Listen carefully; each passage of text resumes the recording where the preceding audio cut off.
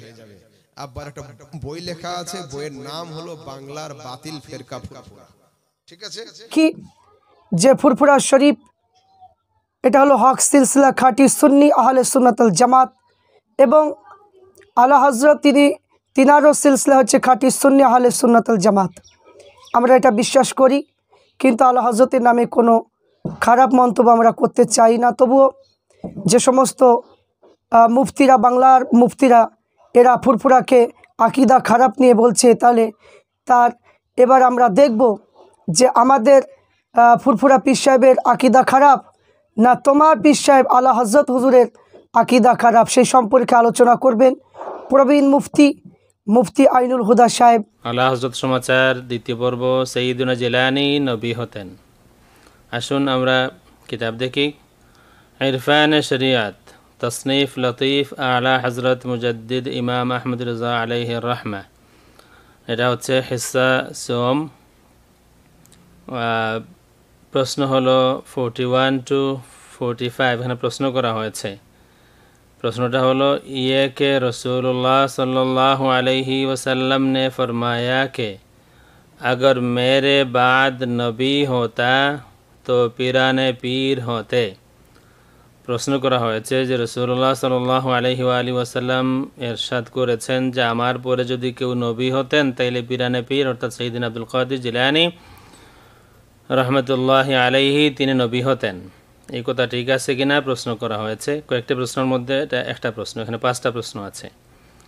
उत्तरे बोलছেন ये कौल के अगर नबूवत ख़त्म ना होती तो हुजूर गौस पाक रदियल्लाहु अन्हु नबी होते, अगरचे अपने मफहूम शर्ती पर सहीह व जायज़ इतलाक़ है।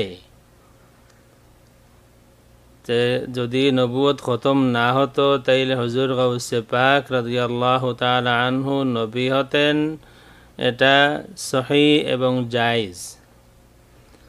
এর পরবর্তীতে আলোচনা করার পরে তিনি এর পক্ষে কিছু দলিলও দিয়েছেন। এখানে আছে যে ওনার মর্তবা নবুয়তের মর্তবা, তবে তিনি নবী নন। এরপরে এটা জায়েজের দলিল দিয়েছেন যে ওমর রাদিয়াল্লাহু তাআলা সম্পর্কে যে আছে লাউ কানা বাদি নবিয়ুন ফাকানা উমর ইবনুল খাত্তাব, রাওয়াহু আহমদ ওয়া তিরমিজি ওয়াল হাকিম। সর্বশেষ তিনি বলেছেন মগর হর হাদিস হক হ্যায়, হর হক হাদিস নেই। প্রত্যেক হাদিস হক, তবে প্রত্যেক হক হাদিস নয়, অর্থাৎ হাদিস না হলেও হক আছে। কিন্তু এই কথাটা আল্লাহ রসুল সাল্লাল্লাহু আলাইহি ওয়া আলিহি ওয়াসাল্লামের দিকে নিসবত করা জায়েজ হবে না, কারণ আল্লাহ রসুল সাল্লাল্লাহু আলাইহি ওয়া আলিহি ওয়াসাল্লাম থেকে এই কথা সাবিত নাই।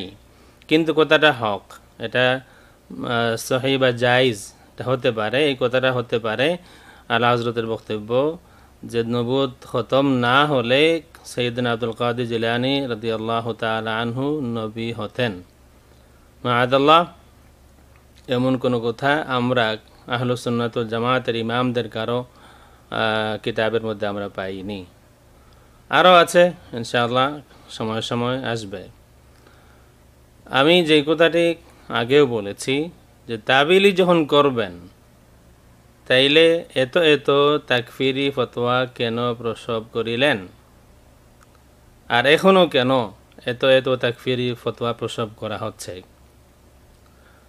আসলে তাদেরকে তাবিল আমি শিক্ষা দিয়েছি, তাদেরকে তাবিল করা আমি শিক্ষা দিয়েছি, ওয়ালা ফাখর। আমি তাদেরকে আরেকটি কথা শিখিয়েছি যে একজন মানুষের একটি কথা বা লেখা দেখেই একেবারে খারিজ করে না দেওয়া, একজন মানুষের পুরা জিন্দেগি আছে, এই কথা আমি শিখিয়েছি তাদেরকে। এখন কেউ কেউ অবশ্য আমাকেও এই কথাটাই বলছেন। আমি আরেকটি কথা বলেছি যে এই তাকফিরি যারা, তাদের সাথে কথা হবে বিদ্যমান তাকফিরি পাইকারি তাকফিরি ফতোয়ার ভিত্তিতে। আমার উদ্দেশ্য ইন উরিদু ইল্লাল ইসলাহ মাস্তাতাতু। আমি জানি কিছু উলামায়ে কেরাম তারা কষ্ট পাবেন, কিন্তু এই তাকফিরিদেরকে পাইকারি তাকফির থেকে ফেরানোর আর ভালো কোনো পথ আছে বলে আমার মনে হয়নি। ইনশাআল্লাহ কথা চলতে থাকবে। সমাচার দুই পর্ব হলো, আরও আসবে ইনশাআল্লাহ আজিজ।